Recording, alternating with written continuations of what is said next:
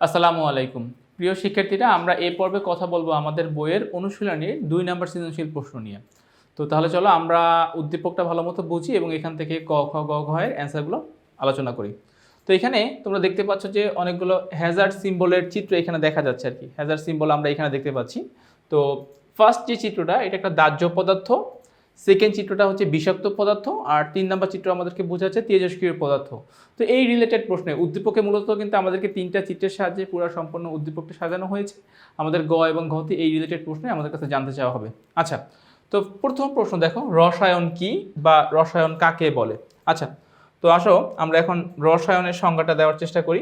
কি বলতেছে এখানে খেয়াল করো যে বিজ্ঞানের যে শাখায় পদার্থের গঠন, পদার্থের ধর্ম এবং পদার্থের পারস্পরিক রূপান্তর ইত্যাদি নিয়ে আলোচনা করা হয় তাকে রসায়ন বলে। ব্যাপারটা একটু ক্লিয়ার করি। দেখো যে রসায়ন সেক্টরে কিন্তু মূলত আমরা পদার্থের ধর্ম বলতে এই যে তুমি পৃথিবীর যে কোনো উপাদানই দেখো না কেন, সেগুলো কিন্তু আমাদের যে 118টা উপাদান রয়েছে, পরমাণুসমূহ রয়েছে, এইগুলো নিয়েই কিন্তু সকল উপাদান, পৃথিবীর সকল উপাদান কিন্তু এই 118 বা 120টা মৌলের সমন্বয়ে গঠিত। তার মানে কি, আমরা এখানে পদার্থের গঠনের কথা বলো, পদার্থের ধর্মের কথা বলো। ধর্ম বলতে কি বোঝানো হয়? কিছু আছে কঠিন পদার্থ, কিছু আছে তরল পদার্থ, কিছু আছে গ্যাসীয় পদার্থ, কিছু আছে জলীয় পদার্থ, কিছু আছে উদ্বায়ী পদার্থ। তাহলে এই যে আমরা পদার্থের ধর্ম নিয়ে কথা বলি। পারস্পরিক রূপান্তর, আমরা বিক্রিয়া থেকে, একটা বিক্রিয়া থেকে আমরা ভিন্ন ভিন্ন উৎপাদ তৈরি করি, নতুন নতুন পদার্থ তৈরি করি। তাহলে এই যে সেক্টরটাতে যেখানে কাজ করে বিজ্ঞান, সেই বিজ্ঞানের সেই সেক্টরটাকে বলা হয় রসায়ন বা রসায়ন বিজ্ঞান। ওকে, তাহলে আমি আশা করছি তোমরা আমাদের এই ক এর প্রশ্নের অ্যান্সারটুকু প্রপারলি বুঝতে পেরেছো। এবারে যাচ্ছি আমরা আমাদের খ এর প্রশ্নে। দেখো খ এর প্রশ্নে কি বলেছে আমাদেরকে। খ এর প্রশ্নে বলতেছে যে পেটে অ্যাসিডিটির জন্য অ্যান্টাসিড খাওয়া হয় কেন। খুবই গুরুত্বপূর্ণ, লজিক্যাল এবং আমাদের দৈনন্দিন জীবনে ব্যবহৃত হয় এরকম একটা প্রশ্ন, যে পেটে অ্যাসিডিটি হলে আমরা অ্যান্টাসিড ট্যাবলেট গ্রহণ করি। এইখানে আসলে রসায়নটা কীভাবে সম্পর্কযুক্ত, আসলে আমরা এখন এই পয়েন্টগুলো বিক্রিয়ার সাহায্যে বোঝার চেষ্টা করব যে আসলে পেটে অ্যাসিডিটি হলে কেন অ্যান্টাসিড ঔষধ গ্রহণ করা হয়। ফাইন, তো ফার্স্টে আসো আমরা এর পিছনের একটু ব্যাকগ্রাউন্ড হিস্ট্রিটা একটু জানার চেষ্টা করি। প্রথম কথা হচ্ছে, আমাদের পাকস্থলী থেকে কিন্তু প্রতিনিয়তই হাইড্রোক্লোরিক অ্যাসিড নিঃসৃত হয়। কেন নিঃসৃত হয়? কারণ আমরা যে খাবার খাই, এই খাবারের সাথে অনেক সময় হয়, এরকম হতে পারে যে অনেক সময় হয় যে খাবারের সাথে কিছু ব্যাকটেরিয়া তোমার পেটের মধ্যে চলে গেল। এখন আমরা কিন্তু সবসময় খাবার সাথে সাথে অসুস্থ হয়ে যাই না। আমাদের সাধারণত বদ হজম হতে পারে। এই বদ হজম কখন হয়?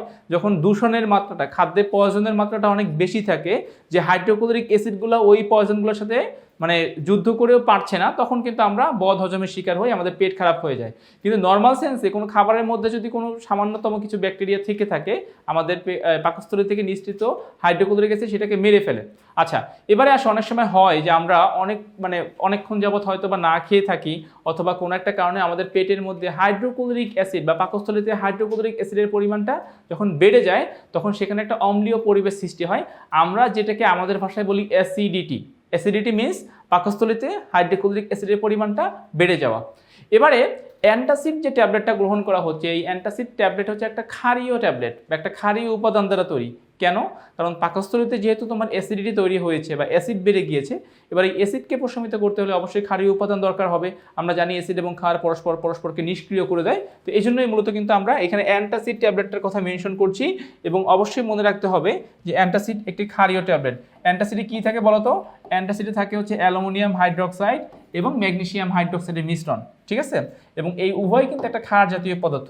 এবারে আসলে আমরা বিক্রিয়াটা খুব সুন্দরভাবে বুঝবো। খেয়াল করো, এই যে অ্যালুমিনিয়াম হাইড্রোক্সাইডের অ্যালুমিনিয়াম প্রান্ত হচ্ছে পজিটিভ, আর OH মূলককে আমরা নেগেটিভ ধরতেছি। HCl এর hydrogen positive, Cl negative. Similar ওয়েতে ম্যাগনেসিয়ামের magnesium positive, OH negative, HCl এর H পজিটিভ, Cl নেগেটিভ। আচ্ছা, এবারে ম্যাগনেসিয়াম যাবে ক্লোরিনের কাছে। এখানে একটা ব্যাপার এরকম কাজ করে বিক্রিয়া করার ক্ষেত্রে, যে পজিটিভ নেগেটিভগুলো তারা তাদের জায়গা এক্সচেঞ্জ করে। একটা পজিটিভ সে চলে যাবে তার অ্যানাদার নেগেটিভ যৌগ যে আছে তার কাছে। সো ম্যাগনেসিয়াম যাবে ক্লোরিনের সাথে, উৎপন্ন করবে MgCl2 ম্যাগনেসিয়াম ক্লোরাইড। অ্যালুমিনিয়াম যাবে ক্লোরিনের সাথে, উৎপন্ন করবে AlCl3। আর এই যে হাইড্রোজেন আর হাইড্রোক্সিল মূলক মিলে তৈরি করবে কি? H2O পানি। তো আমরা এই ক্ষার এবং অ্যাসিড বিক্রিয়া করে লবণ, এই যে ম্যাগনেসিয়াম ক্লোরাইড বলো বা অ্যালুমিনিয়াম ক্লোরাইড বলো, লবণ এবং পানি তৈরি করতেছে।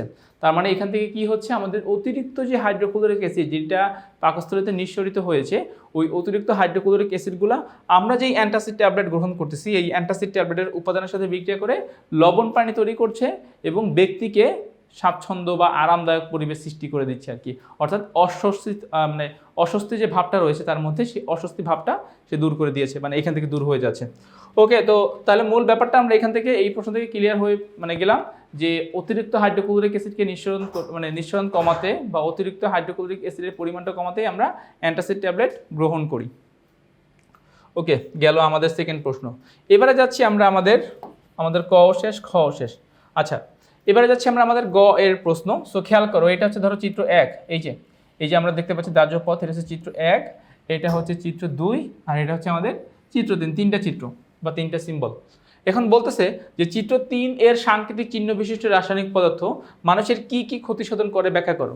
চিত্র 3-এ কে আছে বলতো? তেজস্ক্রিয় পদার্থ আছে। এখন প্রশ্ন হচ্ছে যে তেজস্ক্রিয়তা কিন্তু মানুষের মানে উপকারেও আসতে পারে, ক্ষতিকর কোনো কাজে তুমি এটাকে চাইলে ব্যবহার করতে পারো। তো আমাদেরকে এখানে মূলত ক্ষতিকর দিকগুলো বা নেগেটিভ দিকগুলো এখানে আমাদেরকে উপস্থাপন করতে বলা হয়েছে, যে মানুষের কি কি ক্ষতি সাধন করে, এখান থেকে আমার কি কি ক্ষতি হতে পারে এটাই এখন আমরা এখানে ব্যাখ্যা করার চেষ্টা করব। আচ্ছা, তো দেখো ফার্স্টে আসো তেজস্ক্রিয়তার সংজ্ঞা। তেজস্ক্রিয়তা কাকে বলে? যে সকল পদার্থের বা যে সকল পরমাণু নিউক্লিয়াস থেকে স্বতঃস্ফূর্তভাবে তিনটা রশ্মি, একটা হচ্ছে আমাদের আলফা রশ্মি, আর একটা হচ্ছে আমাদের বিটা রশ্মি এবং আর একটা হচ্ছে আমাদের গামা রশ্মি। সো আলফা রশ্মি, বিটা রশ্মি এবং গামা রশ্মি ইত্যাদি রশ্মি নির্গত হয়, এদেরকে বলি আমরা তেজস্ক্রিয় পদার্থ বা তেজস্ক্রিয় মৌল। ফার্স্ট একটা কন্ডিশন গেল তার। সেকেন্ড হচ্ছে সাধারণত যাদের পারমাণবিক সংখ্যা 82 থেকে উপরে 83-84, এরা সাধারণত তেজস্ক্রিয় হয়, কারণ এরা ভারী মৌল, এদের নিউক্লিয়াসটা অতটা স্থায়ী নিউক্লিয়াস না, অস্থায়ী নিউক্লিয়াস, এবং এই অস্থায়ী নিউক্লিয়াস ভেঙে আলফা বিটা গামা ইত্যাদি রশ্মি তারা নির্গত করতে পারে। এবং এই যে তারা আলফা বিটা গামা ইত্যাদি রশ্মি তারা নির্গত করতেছে, এই রশ্মিগুলো নির্গত করার কারণেই কিন্তু আমরা তাদেরকে তেজস্ক্রিয় মৌল বলতেছি। যাদের নিউক্লিয়াস থেকে এই রশ্মিগুলো নির্গত হচ্ছে না বা হয় না, এদেরকে তেজস্ক্রিয় মৌল বলা যায় না। যেরকম সোডিয়াম থেকে এরকম ঘটনা কখনো ঘটবে না, সোডিয়াম কখনোই আলফা বিটা গামা রশ্মি নির্গত করবে না, সেই জন্য সোডিয়ামের কোনো তেজস্ক্রিয় আইসোটপ নাই। তো এইভাবে আসলে ফার্স্টে আমরা সংজ্ঞাটা দিয়ে থাকি। আমরা এক্সাম্পল হিসেবে কার কথা বলেছি বলতো? রেডিয়াম বা ইউরেনিয়াম। তোমরা সবাই ইউরেনিয়ামের নাম শুনে থাকবা, এটা কিন্তু বহুল মানে খুবই ব্যবহৃত একটা তেজস্ক্রিয় আইসোটপ, যেটা কিনা বিদ্যুৎ উৎপাদন এর ক্ষেত্রে অনেক বড় ভূমিকা রাখে। আচ্ছা, তো আমরা পজিটিভ দিক বলে ফেললাম, এবারে চলো আমরা একটু নেগেটিভ দিকগুলো নিয়ে কথা বলি, যে তেজস্ক্রিয়তা মানুষের আসলে কি কি ক্ষতি করতে পারে। আমরা এখন সেই পয়েন্টগুলো নিয়েই কথা বলবো।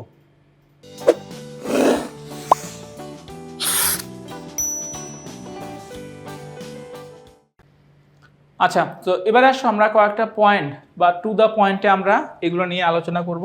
তো ফার্স্টে আমরা এখন এটা একটু রিডিং পড়বো, দেন প্রত্যেকটা লাইন আমি তোমাদেরকে ব্যাখ্যা সহ বুঝিয়ে দেবো যে এই লাইনটার অর্থ কী বা এই লাইনটাতে আসলে কী বোঝানো হয়েছে। আচ্ছা, ফলো করো। ফার্স্টে কি বলছে দেখো, 1 নাম্বার পয়েন্ট। আমরা 1 নাম্বার পয়েন্ট বলতে পারি যে এসব তেজস্ক্রিয় মৌল থেকে নির্গত রশ্মিগুলো মানবদেহের জন্য ক্ষতিকর। কেন? কারণ এসব রশ্মি পুরো সীসার পাতকেও ভেদ করে ফেলতে পারে, তাই মানবদেহের উপর এসব রশ্মি পতিত হলে অভ্যন্তরীণ অঙ্গের ক্ষতি হওয়ার সম্ভাবনা থাকে। খুব ইম্পর্টেন্ট একটা পয়েন্ট এখানে বলেছে। আসলে এখন এই পয়েন্টটা একটু বুঝি।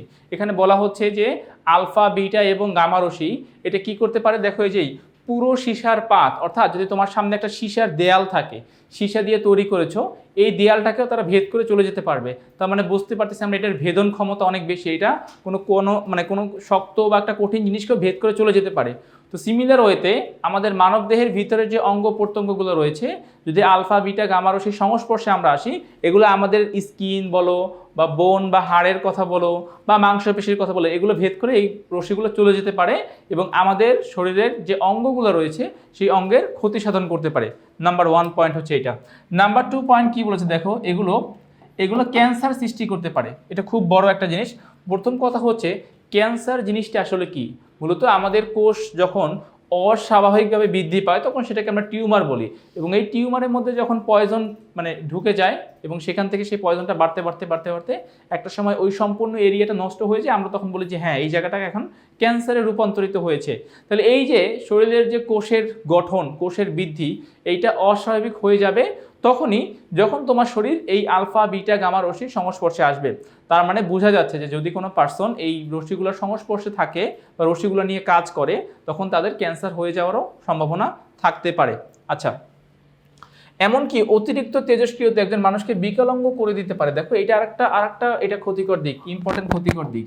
খেয়াল করো, তেজস্ক্রিয়তার কিন্তু খুব বড় একটা ইফেক্ট হচ্ছে এটা ডিএনএ স্ট্রাকচারকে পরিবর্তিত করে দিতে পারে।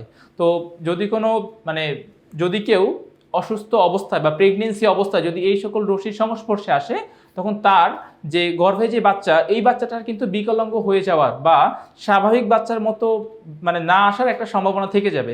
কেননা এই তেজস্ক্রিয়তার এতই ক্ষমতা সম্পন্ন যে এটা একটা মানুষকে বিকলাঙ্গ করে দিতে পারে। কিভাবে? তার ডিএনএ স্ট্রাকচারকে পরিবর্তন করে দেওয়ার মাধ্যমে। তো এই যে ব্যাপারগুলোর কথা বললাম, যে ডিএনএ স্ট্রাকচার পরিবর্তন করে দেওয়া, মানুষের কোষের স্বাভাবিক বৃদ্ধি, এইটাকে ব্যাঘাত ঘটানো, এই সকল ক্ষমতাই তেজস্ক্রিয়তার যে পরমাণুসমূহ রয়েছে, অর্থাৎ যে রশ্মিগুলোর কথা বলতেছিলাম আলফা বিটা গামা, এই রশ্মিগুলো এই সকল কাজ তারা করতে পারে। এবং এই সকল কাজ যখনই একটা মানুষের একটা মানুষ যখন এগুলোর সাথে প্রতিনিয়তই অভ্যস্ত হয়ে যায়, তখনই তার মধ্যে এই জিনিসগুলো দেখা দেয়। তোমরা আমাদের খুবই পরিচিত পদার্থবিজ্ঞানের দুজন বিজ্ঞানী মেরি কুরি এবং পিয়েরি কুরি, এদের নাম শুনে থাকবা। এরা দুজনেই কিন্তু এই তেজস্ক্রিয়তা নিয়ে গবেষণা করতে করতে তাদের সম্পূর্ণ লাইফটাই তারা স্যাক্রিফাইস করে দিয়েছিল। কীভাবে এটা হয়েছে? যে তেজস্ক্রিয়তা নিয়ে যখন মানুষ কাজ করে, তখন প্রতিনিয়ত এই জিনিসগুলো তাদের সংস্পর্শে আসে, তাদের গায়ে লাগে যায়, অথবা তাদের অভ্যন্তরীণ গঠনের সাথে এটা সম্পৃক্ত হয়ে যায়। তো এই জন্য এই জিনিসগুলো নিয়ে খুবই সাবধানে কাজ করা উচিত। বিশেষ করে যারা ল্যাবরেটরিতে কাজ করে, এদেরকে আমরা সবসময় বলি যে তোমরা হ্যান্ড গ্লাভস পরবা, অ্যাপ্রন পরবা, সেফটি মাস্ক পরবা, তারপরে হচ্ছে যে সেফটি গগলস পরবা, পায়ে জুতা পরবা। এই কথাগুলো বারবার কেন বলা হয় বা কেন এটাতে উৎসাহিত করা হয়? যাতে করে একজন গবেষক যে কিনা কেমিস্ট্রি নিয়ে গবেষণা করছে, তার যেন এই বিষয়ে কোনো গবেষণা করতে গিয়ে কোনোরূপ যেন ক্ষতি না হয়, এই জন্যই মূলত এই কথাগুলো বলা হয়। আচ্ছা, তো বাকি পয়েন্টগুলো এখানে বলা আছে যে ডিএনএ স্ট্রাকচার পরিবর্তন করে দিতে পারে, তাই অবশ্যই এই চিহ্ন বিশিষ্ট পদার্থসমূহ ব্যবহারের সময় সাবধানতা অবলম্বন করা উচিত। যেই কথাটা অলরেডি মেনশন করে দিলাম, সাবধানতা মিনস সেফটি ইকুইপমেন্ট আমাদের ব্যবহার করতেই হবে। আমরা তেজস্ক্রিয়তা নিয়ে যখনই কাজ করব, তখনই আমাদের সেফটি ইকুইপমেন্ট মাস্ট সেখানে ব্যবহার করতে হবে বা পরিধান করতে হবে। আচ্ছা, যাচ্ছে আমরা আমাদের সর্বশেষ প্রশ্ন। দেখো সর্বশেষ প্রশ্নে কি বলছে। চিত্র 1 ও চিত্র 2 এর সাংকেতিক চিহ্ন বিশিষ্ট রাসায়নিক পদার্থসমূহের ব্যবহার কেন ঝুঁকিপূর্ণ?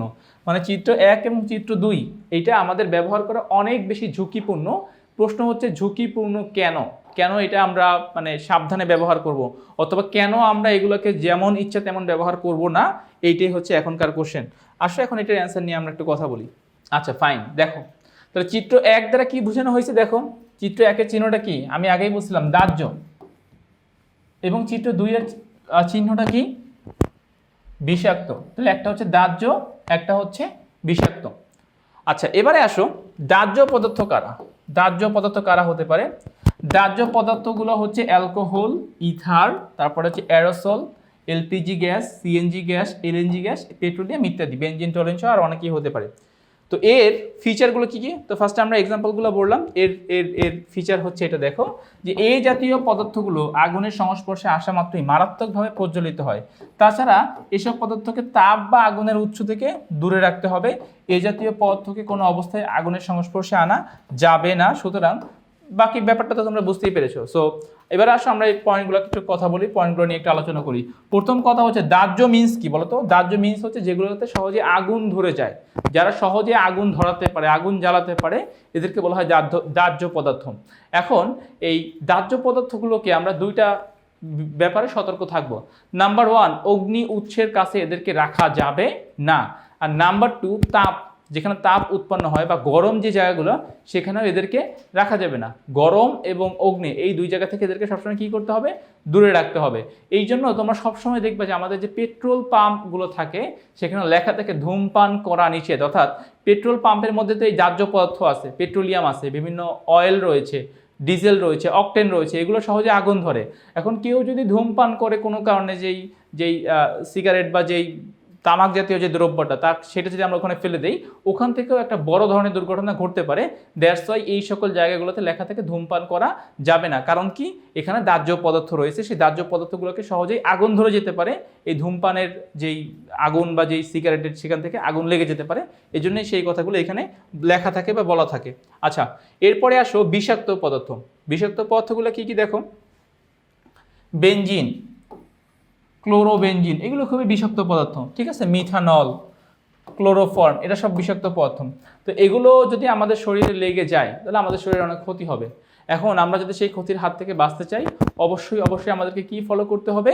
আমাদেরকে এই যে সেফটি ইকুইপমেন্ট, অ্যাপ্রন বলো, হ্যান্ড গ্লাভস বলো, সেফটি গগলস বলো, জুতা বলো ইত্যাদি আমরা সবসময় ব্যবহার করব। অর্থাৎ আমরা যখন ল্যাবরেটরিতে যখন কাজ করব তখন অবশ্যই আমরা এই যে অ্যাপ্রন পরব, মাস্ক পরব, সেফটি গগলস পরব, দেন হচ্ছে জুতা পরব, হ্যান্ড গ্লাভস পরবো। সো ইত্যাদি ইত্যাদি আমরা এগুলো সবসময় মেনটেন করব, যাতে করে ক্ষতিকর পদার্থগুলো যেন সরাসরি আমাদের দেহের সংস্পর্শে না আসে এবং আমাদের কোনো ক্ষতি না করে।